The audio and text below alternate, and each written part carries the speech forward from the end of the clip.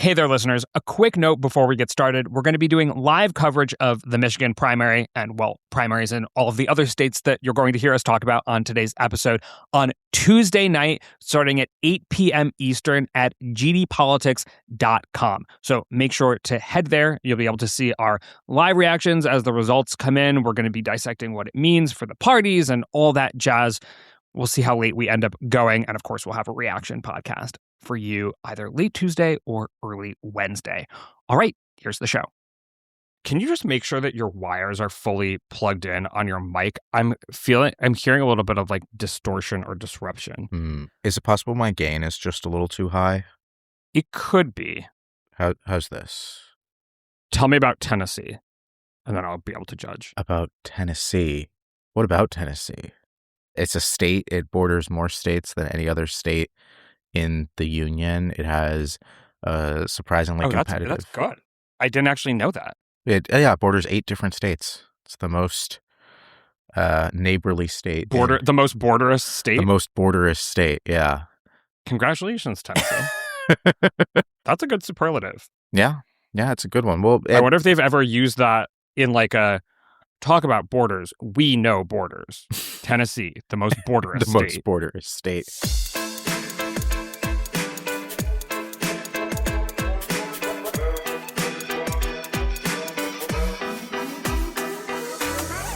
Hello and welcome to the GD Politics Podcast. I'm Galen Druk. The blockbuster Democratic Senate primary of late summer is upon us. Haley Stevens and Abdul El-Sayed are facing off in Michigan on Tuesday.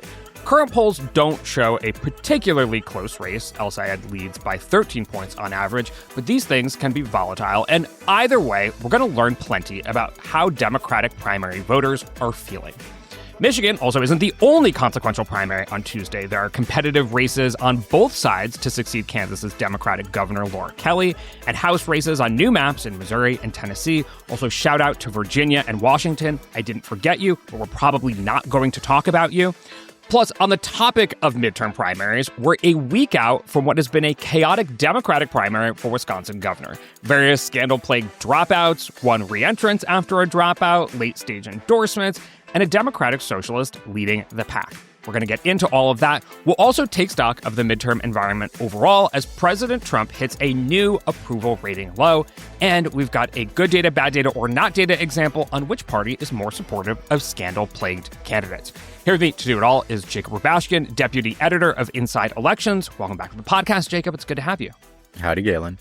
Okay, so put my energetic opening to the side because we're actually going to start things with something quite tough to talk about. But on the topic of scandals, Ohio Republican Representative Max Miller is facing calls to step down after court documents from his divorce from Emily Moreno became public. So his ex-wife, Emily Moreno, is the daughter of Ohio Senator Bernie Moreno, making things perhaps all the more sensitive or complicated for the Republican Party. Bernie Moreno weighed in for the first time over the weekend and called on Miller to step aside in his re-election race. The accusations against Miller include throwing boiling water on his wife and questions about his role in his 2-year-old daughter's broken collarbone. Rough stuff. So at this point, Max Miller put out a video over the weekend onto a live X feed saying that he was not going to step aside, fighting back, trying to publish documents that say, acquit him of the accusations. Where does this all stand? Like, is Max Miller going to be forced out of his race, let alone his seat, by Republican politicians? Max Miller has a couple of days under Ohio law to withdraw from the ballot and let Republican leaders in the district select a replacement.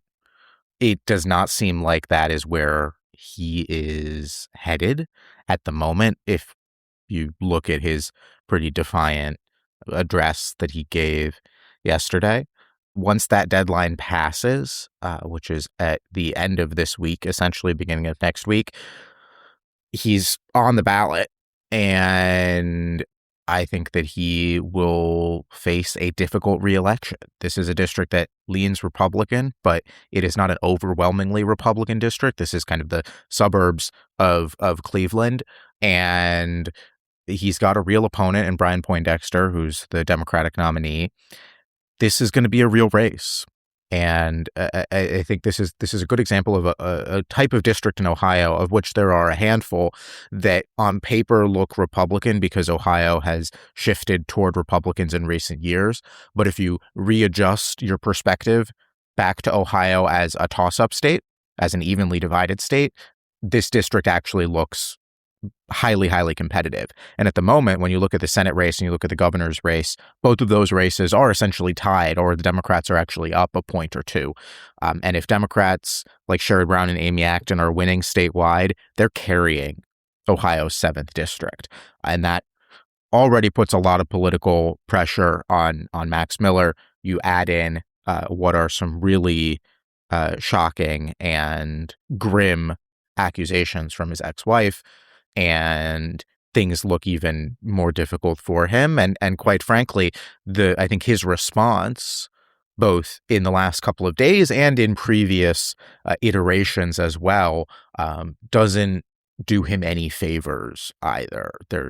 He's not handling it particularly well. And I think all of that, whether it's the Republicans who succeed in pushing him out in the next couple of days or the voters who push him out in November, the odds of him not returning to Congress next year are only going up.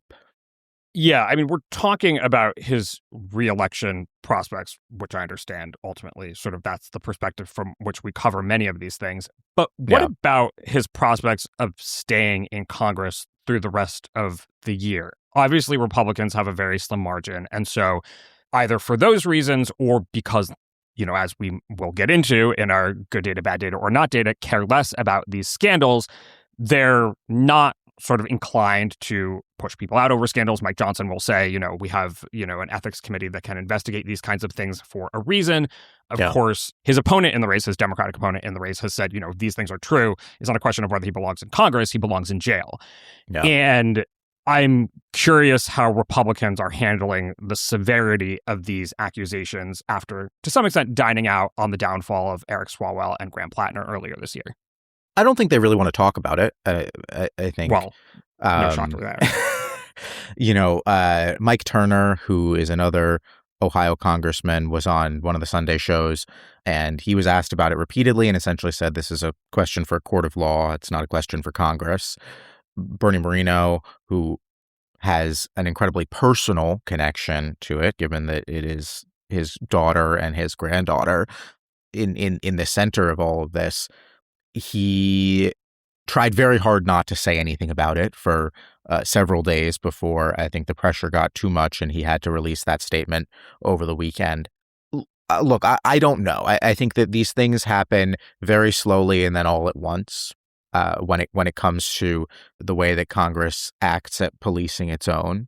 And you kind of have to assume that any member is going to be safe from discipline until the moment where everything happens at once and they end up resigning. That's how it has worked over the years, and even in the moments when, like you said, like Swalwell or Tony Gonzalez, Sheila Sherfos McCormick, which wasn't a violence accusation, but she was under federal indictment. She was accused of all sorts of crimes, and insisted on sticking it out until it became very clear she wasn't going to win, and then she resigned as well. So. Look, the short answer is I don't know. And quite frankly, there is very little new here. The accusations against Max Miller have been out there for quite some time, both from Emily Moreno, the accusations of abuse.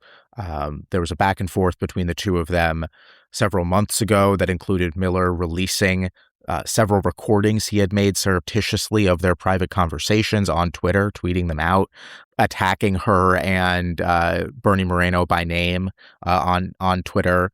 Her legal filings have also been out there in the past. Max Miller, before he even got elected to Congress, was accused of domestic violence by a previous girlfriend, Stephanie Grisham, who was the White House communications director. The criminal charges that were filed against Max Miller when he was a college student, his mugshot was floating around on Twitter the other day. All of that has been out there for a very long time. Despite what any one in the House Republican Conference says, nobody should be surprised at kind of the latest development and kind of incremental new information that we've received about him. I think it's just, again, because of the moment that we're in, that people are being forced to take it with a more appropriate level of seriousness, perhaps, than they had been before. Well, I was going to save this until the end of the show, but since we're deep into this, we do have some data that discusses how accepting voters are of this kind of behavior, all kinds of different scandalous behavior, but including things like domestic violence. And so I want to read an excerpt from this Politico poll and ask what you make of it. And so I'll quote them directly. They write, "Americans are largely tolerant of scandals among politicians, but nobody is more willing to stick by an embattled candidate than a MAGA voter. The Politico poll finds President Donald Trump's MAGA supporters," and in this poll they asked, are you a MAGA Republican or regular Republican, if you will. "MAGA supporters are the most loyal of any group of voters, with majorities saying they would stick by GOP candidates confronted with an array of scandals, from DUI conviction or accepting lobbyist gifts to more serious accusations, including domestic violence, sexual assault, and anti-Semitic social media posts. 2/3 of self-identified MAGA Trump voters said they would continue supporting a GOP candidate accused of sexual assault, 13 percentage points higher than the share of Trump 2024 voters writ large, which include those who do not identify as MAGA. By comparison, 40% of voters who backed former Vice President Kamala Harris in 2024 would continue backing a Democratic candidate accused of sexual assault." So still quite a high number there, 40%, but not a majority, as we see in the case with MAGA voters. They go on to write, 72% of MAGA Trump voters say they would stick with a GOP candidate accused of domestic violence, more than 10 percentage points higher than the overall share of Trump 2024 voters who would back a GOP candidate, 61%. 39% of Harris voters said they'd stick with a Democrat accused of domestic violence. I mean, my generic question is good data, bad data, or not data, but what I'm really trying to get at with that question is, what is this information telling us? Because my mind goes to any quote-unquote MAGA Trump voter taking this poll is going to think, you're just asking me if I approve of Trump because Trump has been accused of many of these things. Not a DUI or whatever, but like sexual assault, corruption in office, all of these kinds of things. And what they're ultimately saying is, yeah, I support Trump. You asked me that question already. But there's more here. So what do you make of it? I tend to agree with you. I think that this poll, certainly when it comes to the segment of MAGA voters, is just asking about Trump. That's how it's being interpreted. And quite frankly, the reason why I tend toward a judgment of bad data is, if you're a Trump voter, you did support a candidate who used legal tax loopholes. You did support a candidate who has been accused of workplace bullying. You did support a candidate who was accused of sexual assault. You did support a candidate who has exaggerated military service. He loves to post that photo from his high school of him in a military uniform as if he, actually went to a service academy or something like that. You did support a president who was accused of sharing classified information with a foreign government. So I look at these numbers and I say, only 66%. That's wrong. Categorically. It should be 100% as well. It should be 100%, right. And I think that if you're asking people, if you're priming them by asking them, are you a MAGA Republican, right, you are already throwing off all of this data. And I don't know the specific order of the questionnaire here, but I think by and large, I agree with you that any Trump voter who is taking this survey is going to, rightfully or not, read it as, or you're asking me about Trump.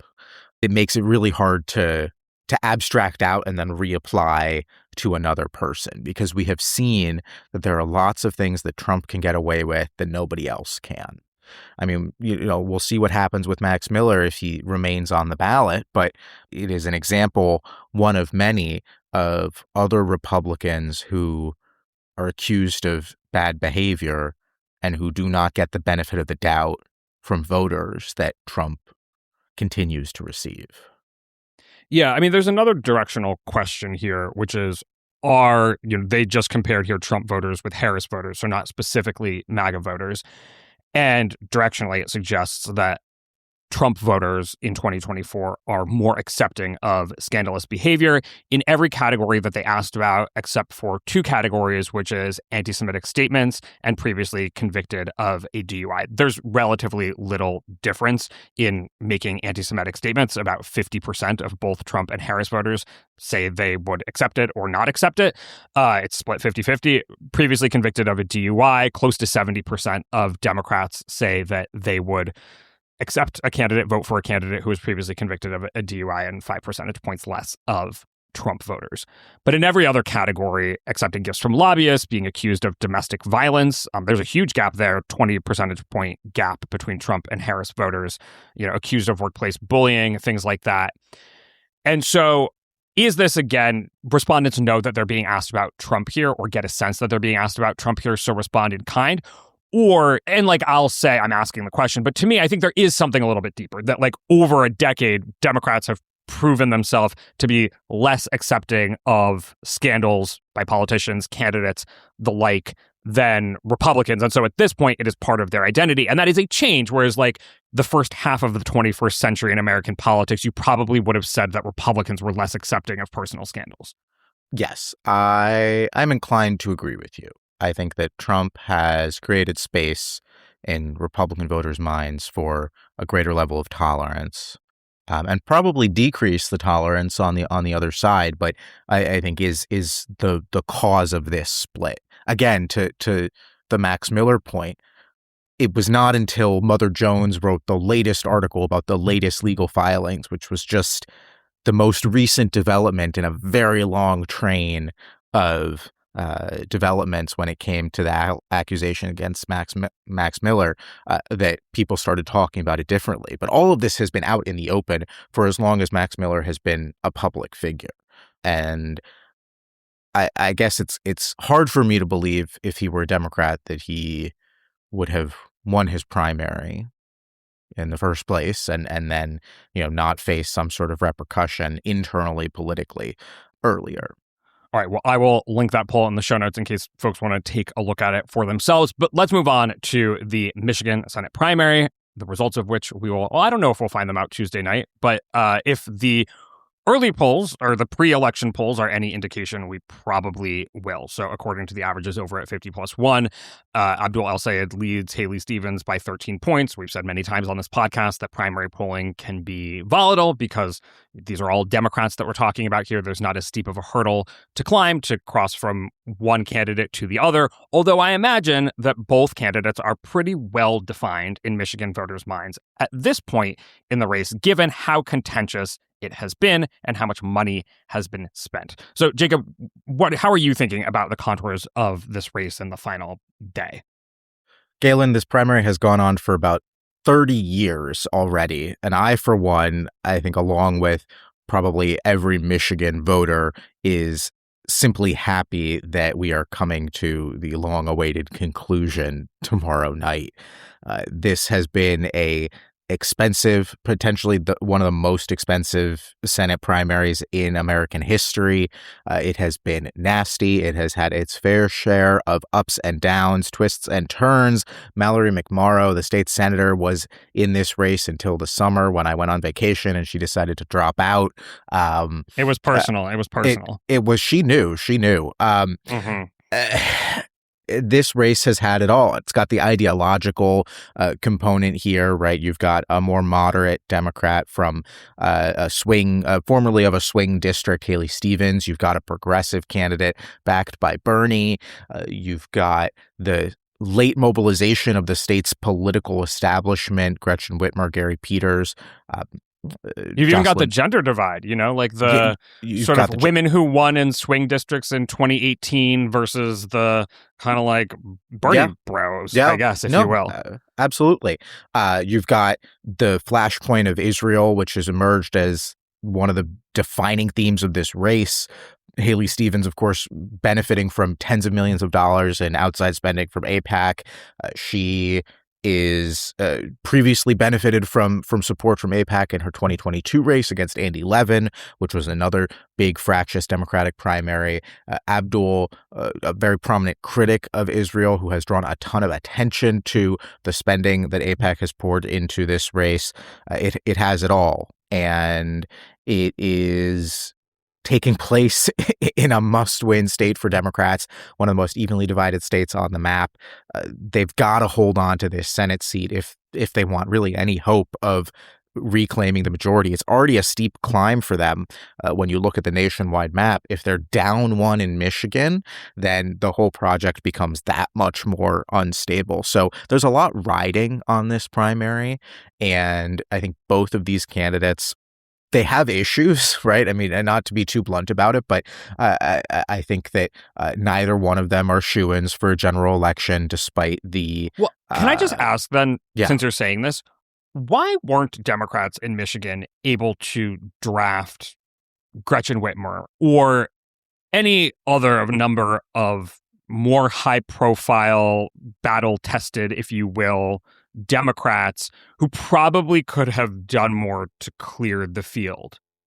It's like you read my story on InsideElections.com, the top 5 Senate candidates who didn't run and why they might affect the majority, which starts with a rundown of the 3 candidates who were approached to run in Michigan on the Democratic side after Gary Peters said that he wouldn't run for re-election, all of whom passed on a bid.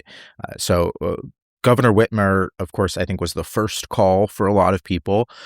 Frankly, the sense that I get from her, and this is not directly, but it's through watching how she's acted over the last 2 years, she's done with politics for a little while. At the beginning, I thought she was gearing up for a presidential run, but I have become increasingly convinced that she needs a break. She didn't pass on the Senate race because she wants to run for president. She passed on the Senate race because she's not interested in being a candidate for office at this particular point in time. And people always say that, but I am increasingly a believer that that is why she turned down what I understand to be a fairly significant pressure campaign, both from people in state and here in D.C.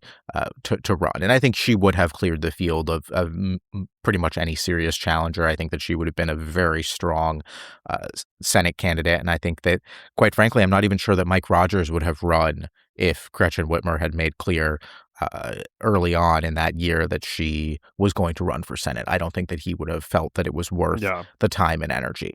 But she said no. Pete Buttigieg was next on the list, and he was also approached by plenty of people in D.C. and in Michigan to run for Senate. He's now a Traverse City resident. You know, he moved from Indiana a couple years ago.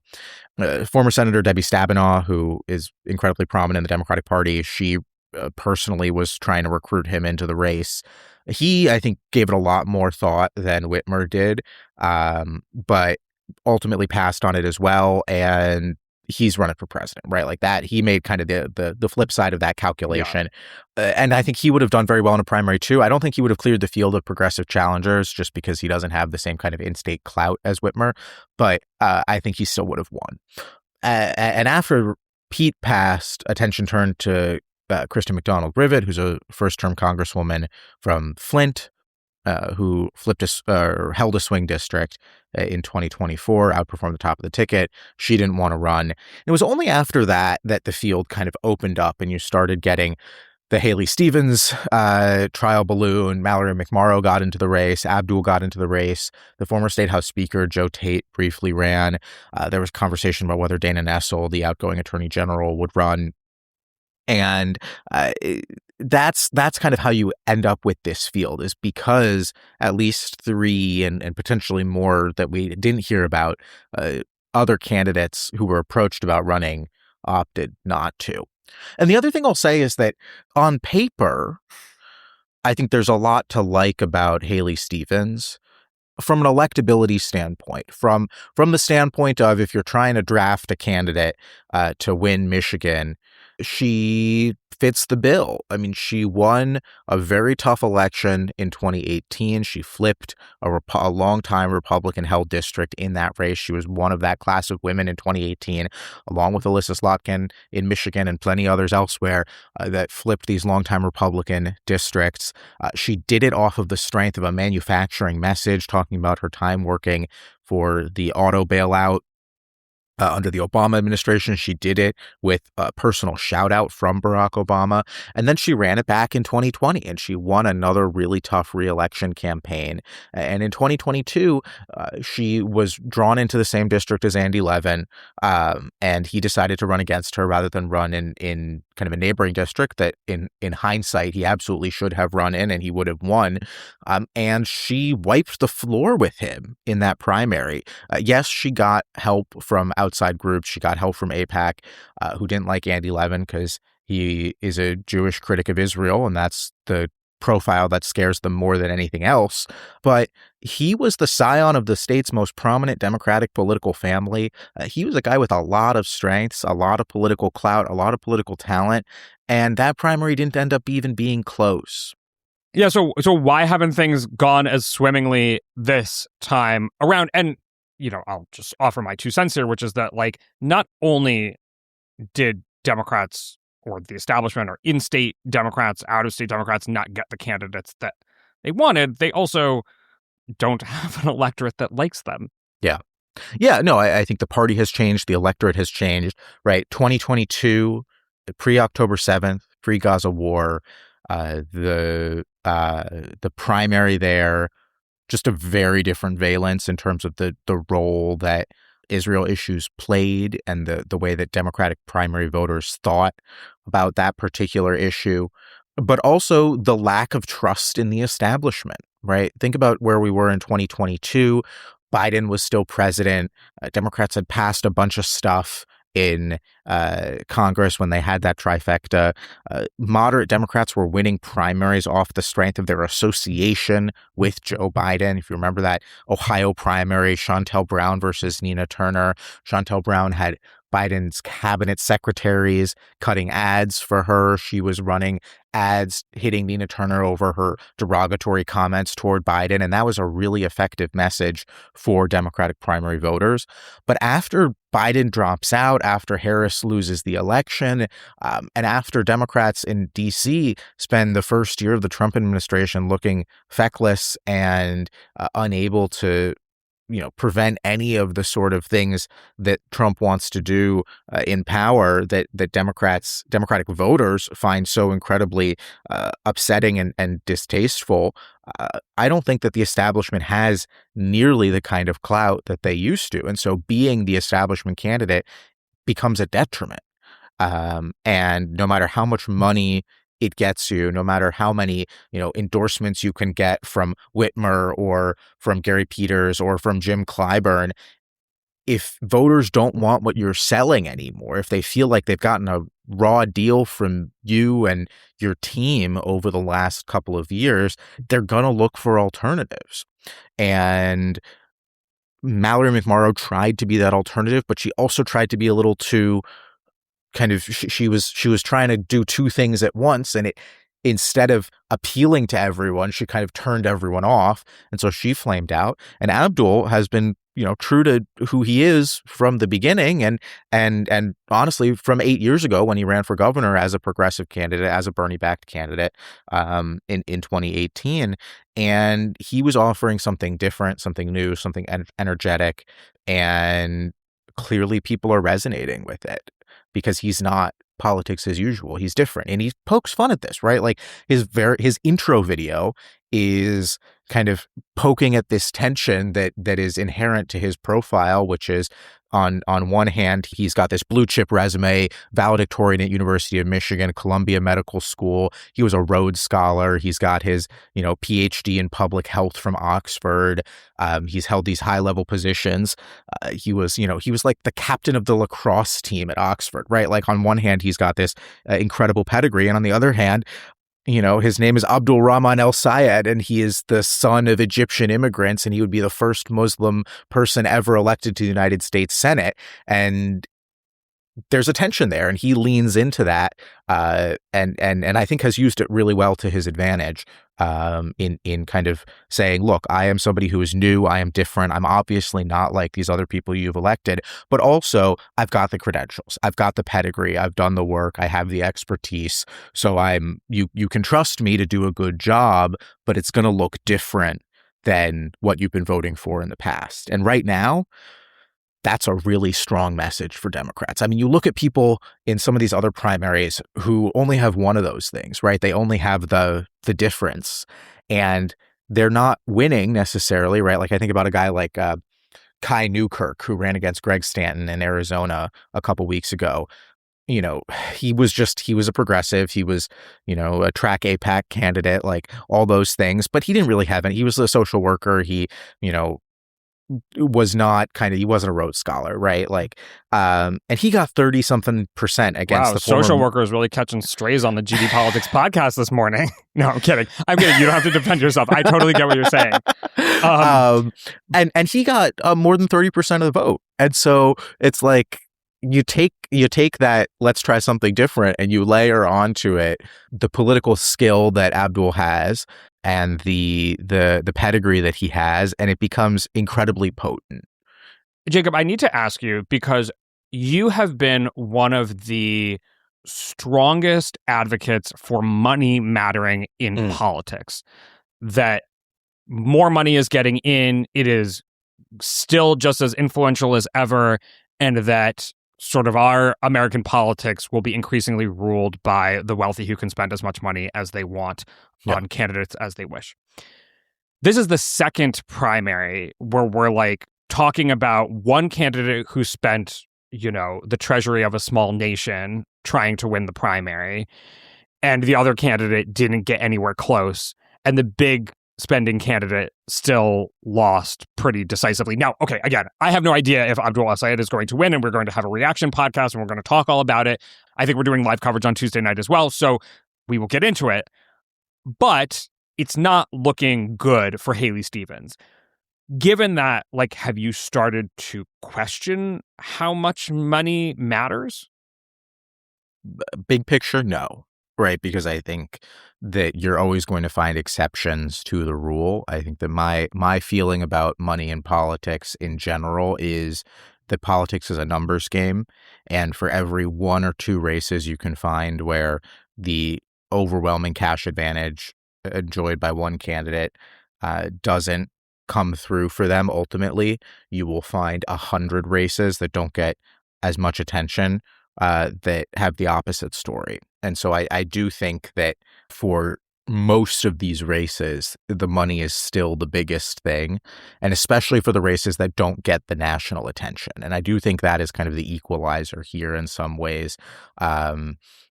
I was referring to Texas when I was saying the other race. I didn't make that explicit, but I thought you were talking about the Maryland 2024 primary with David Trone, which is kind of where my mind went.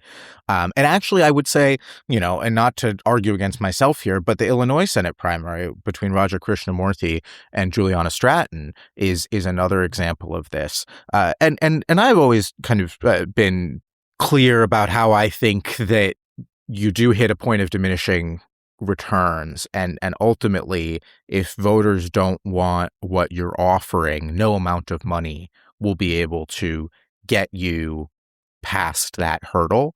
I think that is what David Trone ran up against in Maryland when he spent $60 million to lose to Angela Also-Brooks. I think it's what Raja ran up to in Illinois. If voters feel like they have options and they don't like you, no matter how much information you give them about yourself, if they don't like who you are and they feel like they have a viable alternative, you're going to really struggle to win.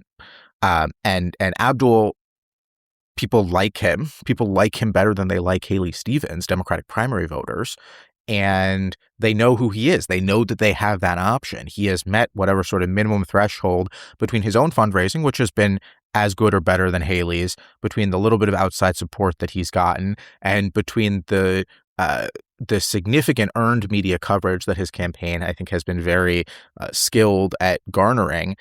He has been able to introduce himself to the primary electorate, and so I think that's the story there. Is ultimately, yes, in certain instances, if a candidate can meet a minimum threshold to introduce themselves to voters, and the candidate that has so much more money is simply not well liked, is there's something that's holding them back, then the candidate with fewer resources can win. I don't think that means that money isn't a problem in politics. I don't think that it means that there isn't an increasing tendency for big money to come in and exert influence over politics as a whole. I think it means that in a few specific examples where there are similar circumstances to each other, a candidate with fewer resources can win. Well, I think to some extent, folks try to get at this from a quantitative angle, and we did get a recent question about a quantitative analysis of the role that money plays in politics, and we will get to that eventually, not on today's podcast because we've got a lot of other primaries to talk about. I'll also say in terms of lessons for the Democratic Party, the mood of the voters, whatever, we're going to talk about all of it in our reaction podcast after the voting all happens and is tallied and what have you. I don't want to get too much into postmortem territory before anything even happens. GD Politics is powered by you, the listeners. If you enjoy the show, the data-driven analysis, the genuine curiosity and lack of partisan BS, and yes, sometimes the silliness too, please consider becoming a paid subscriber at gdpolitics.com. Paid subscribers help make the podcast possible, and they also get twice the number of episodes and access to the paid subscriber chat where you can send me whatever questions you've got. Independent political media only works if the people who value it support it. So if GD Politics is part of your week, head to gdpolitics.com and become a paid subscriber. That's gdpolitics.com. I so appreciate it. Thank you. Also on Tuesday night, as I mentioned, we have the primaries for Kansas governor, and then we've got some House races in Missouri. At least we can talk about Tennessee if you want to. I think what the story has been largely so far in the Kansas governor's race, the primaries, is the role that data centers have played. And, there are 40 data centers in Kansas. The current Democratic governor, Laura Kelly, has been quite business friendly, and the state provided incentives for more businesses to come into the state, including data centers. And so actually on both sides of the aisle, you have candidates fighting about the role that data centers should play in Kansas. That has popped up in politics across other states as well.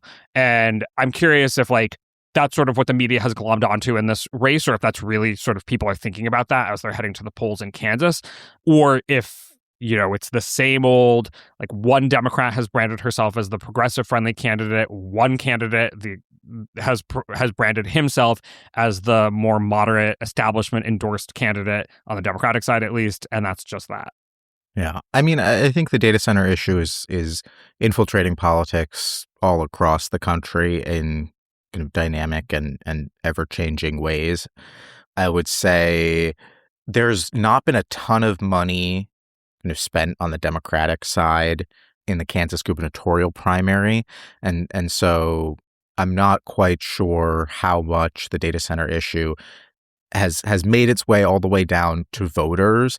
It's also a little muddy because the candidate who has staked out the more anti-data center position, she also did vote for the data center in the state legislature, and now she's kind of reversed her stance, but she did have that vote on her record, which I think makes it a little bit more difficult to make the case. I think the greater... And we're talking here about, just to name them, Cindy Holscher has branded herself as more progressive and anti-data center, who did originally vote for the legislation that attracted data centers to Kansas.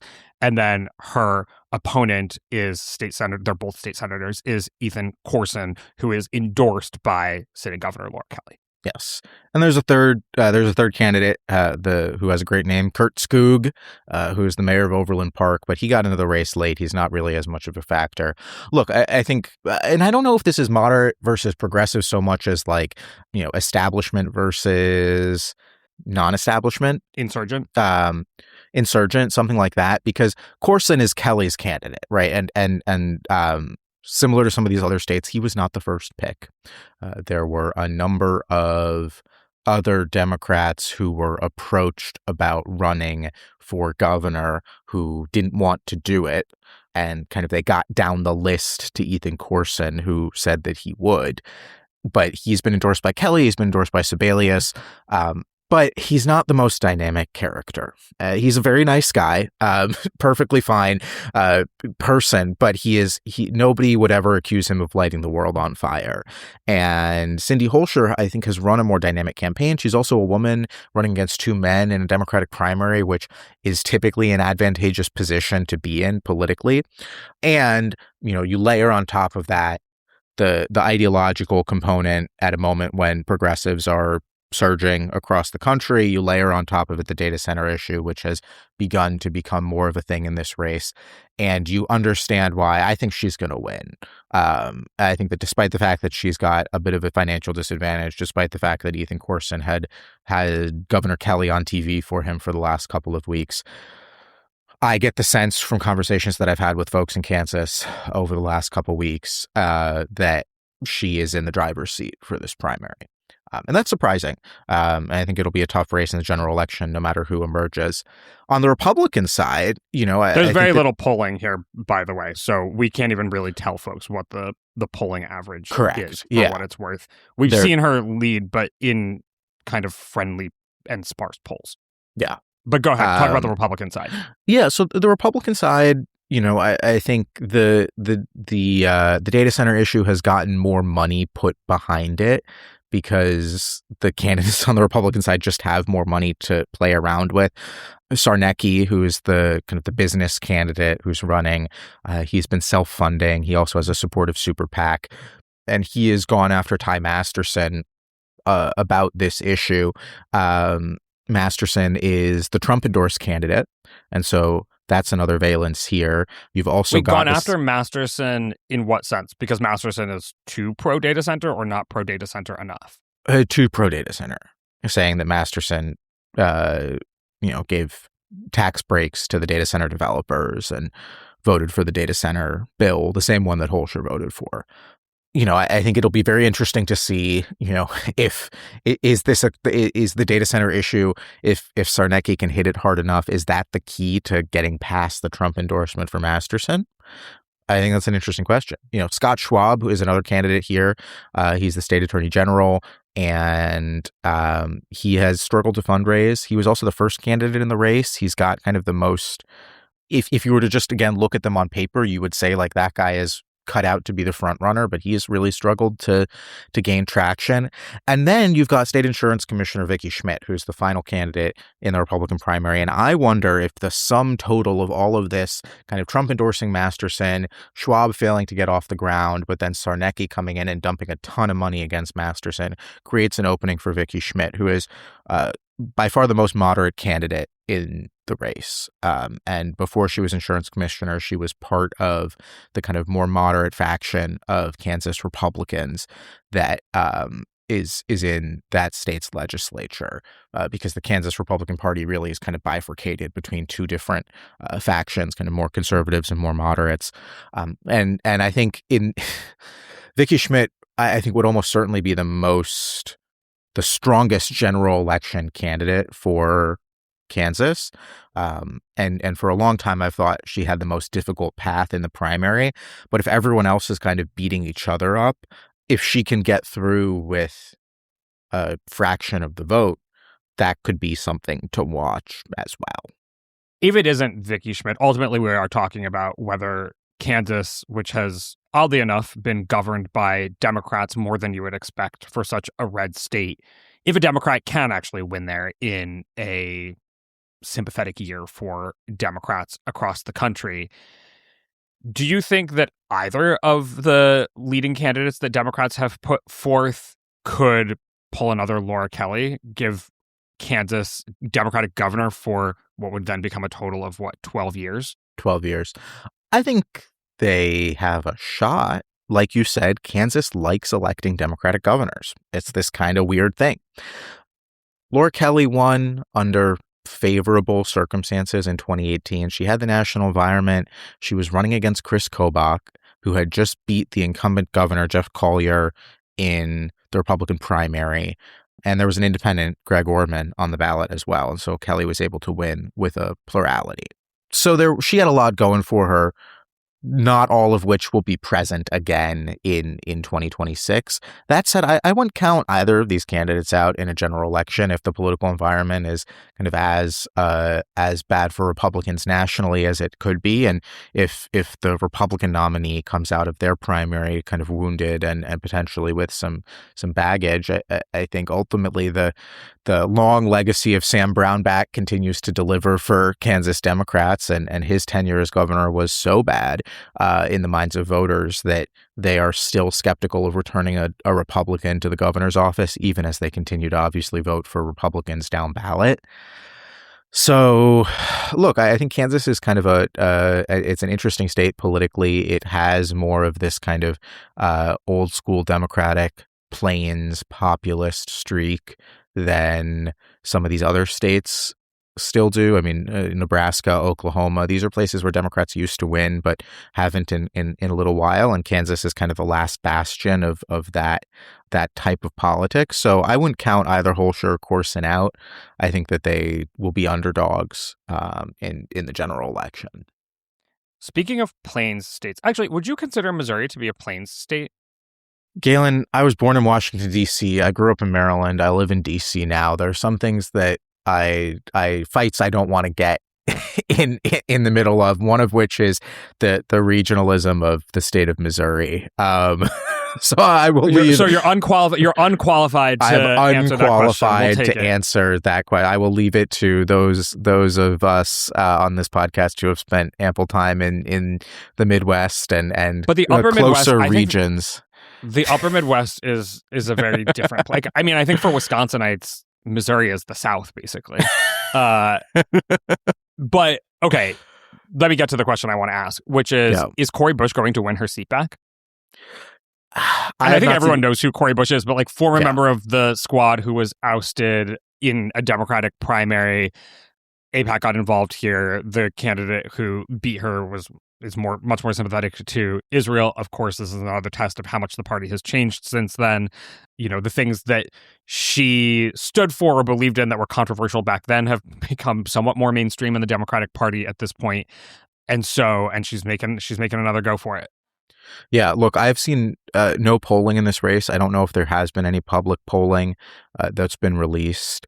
I will say that the results of a lot of the other Democratic primaries that we've seen around the country over the past 8 months, you have to like all of that if you're Cori Bush, right? You have to, you look at Adam Hamawee and Ana Lilia Mejia winning their primaries in New Jersey. You look at how well Abdul is doing in Michigan. You look at Francesca Hong in Wisconsin. I think there's a lot to like there, but I don't know. I wouldn't be surprised if either of these candidates win, but clearly the winds are blowing a particular way among Democratic primary voters, and that way is not super favorable to Wesley Bell. Okay, speaking of Francesca Hong, I do want to talk about the topsy-turvy Wisconsin governor's race. Are there any other House races that you want to shout out for Tuesday night before we do that? Washington is on Tuesday, right? Mm-hmm. So they got some Supreme Court races that we're maybe going to be following. The race in Washington that I want to put on people's radar is Washington's 5th congressional district. This is out in eastern Washington.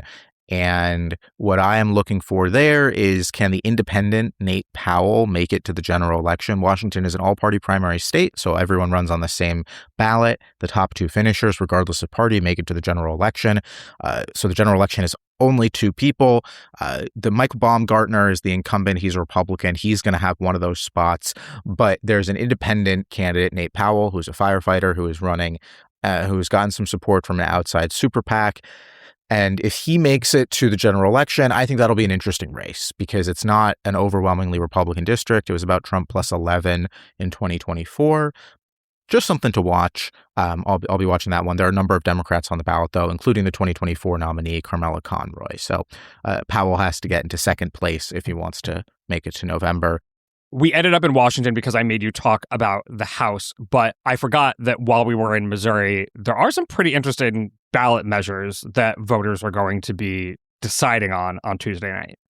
Yeah, so the big ballot measure in Missouri has gotten very little coverage, but it is it's incredibly important to the politics of the state. Essentially, right now, Missouri voters, if they submit enough signatures, can get initiatives placed on the ballot that can then be passed with a simple majority. And this is the mechanism by which what is a fairly conservative and Republican-leaning state has managed to expand Medicaid, has managed to enshrine protections for abortion, raise the minimum wage, enact a number of progressive policies because the voters themselves have managed to get it on the ballot and then approve them. It is also the way that the voters, Democrats are trying to strike down Missouri's new congressional map. That map is probably going to be used for this year, but they are going to get to vote on it. That vote won't happen until November and would affect the 2028 midterms or 2028 presidential cycle elections.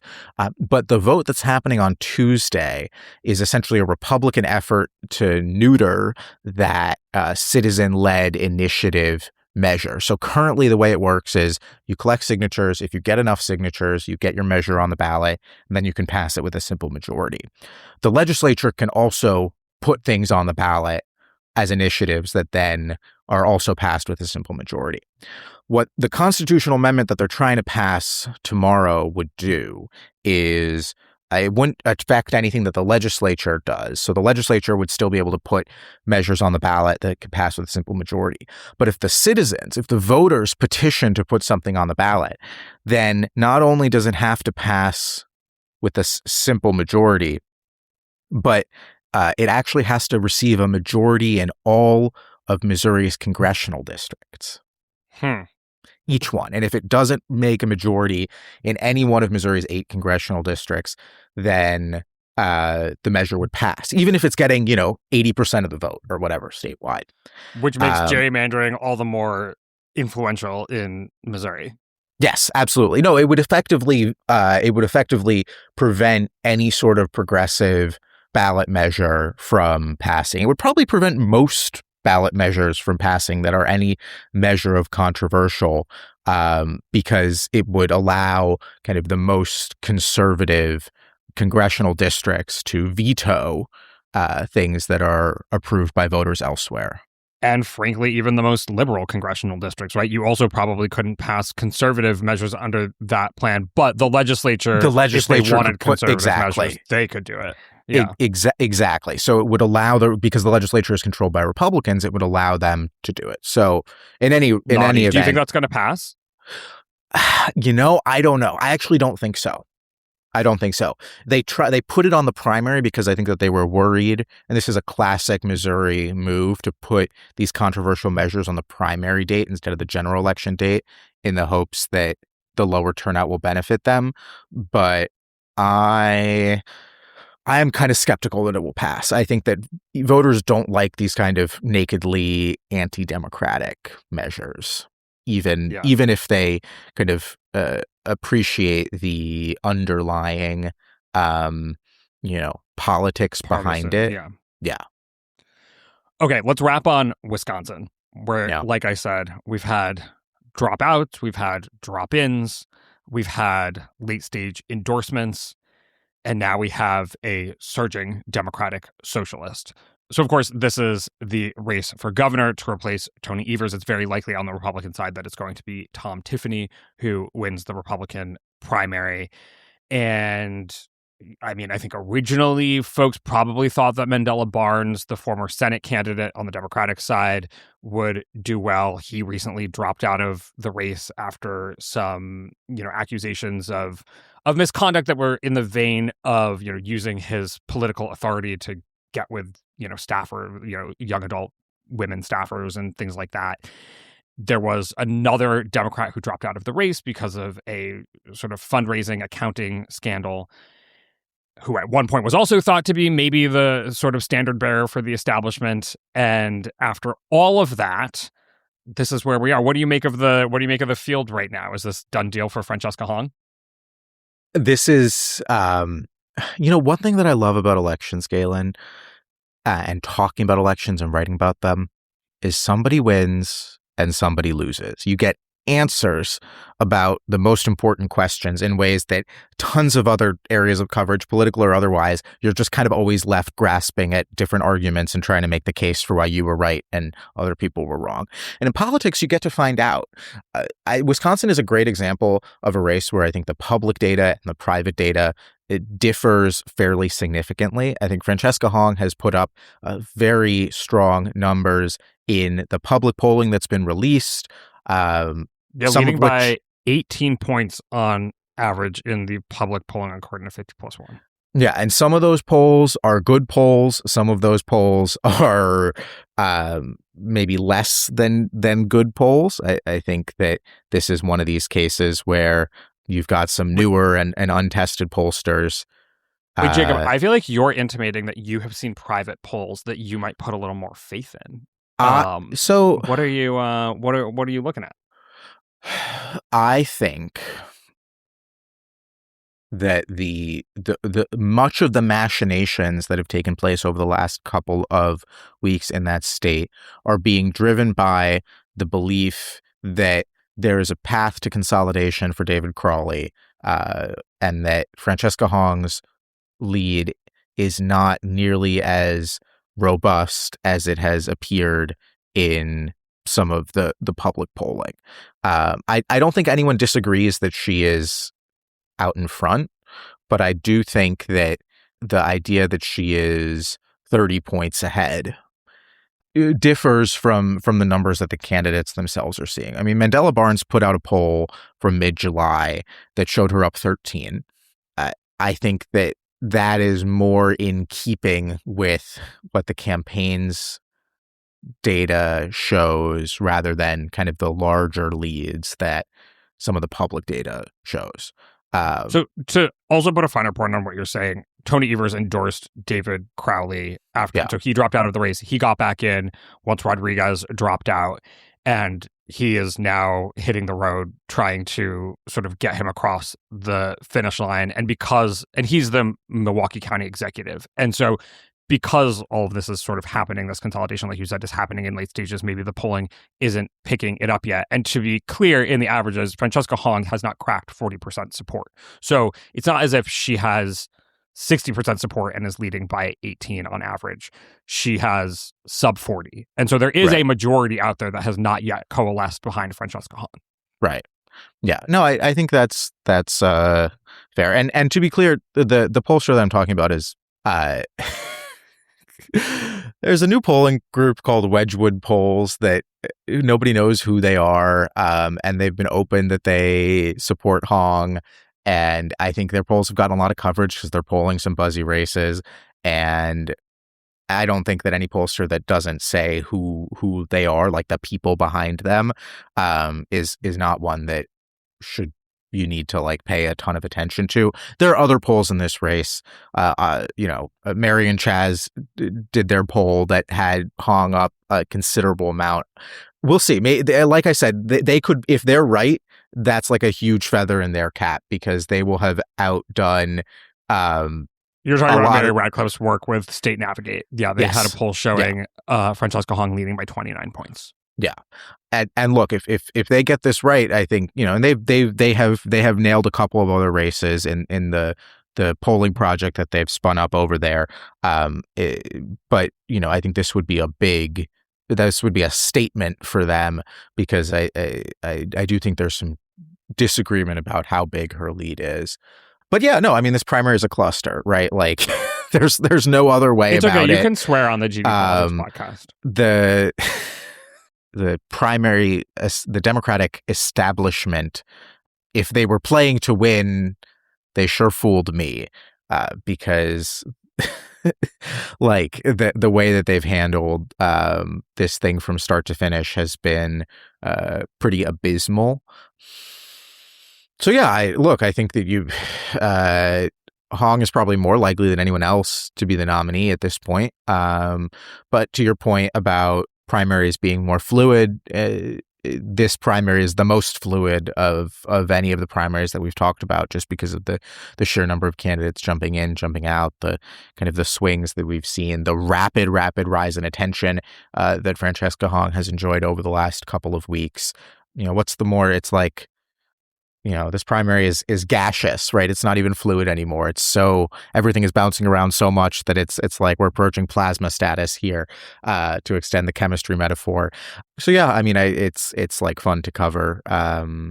It's going to be a competitive race in the general, no matter who gets through. I'm not in the school of belief that Francesca Hong can't win a general election in 2026 in Wisconsin. Who knows? Who knows? Like you said, the good thing about elections is we find out. Exactly. But that's all. We're going to save that all for next week. In the meantime, folks can tune back in later this week for our live coverage and reaction to the primary in Michigan and also, of course, in Missouri, Tennessee, Virginia, and Washington. But that's it for now. Jacob, thank you so much for joining me. Always a pleasure. My name is Galen Druk. Remember to become a subscriber to this podcast at gdpolitics.com and wherever you get your podcasts. Paid subscribers get about twice the number of episodes. You can also join in our paid subscriber chat and pass along questions for us to discuss on the show. And you ensure that we can keep making a podcast that prioritizes curiosity, rigor, and a sense of humor. Also, be a friend of the pod and go give us a 5-star rating wherever you listen to podcasts. Maybe even tell a friend about us. Thanks for listening, and we will see you soon.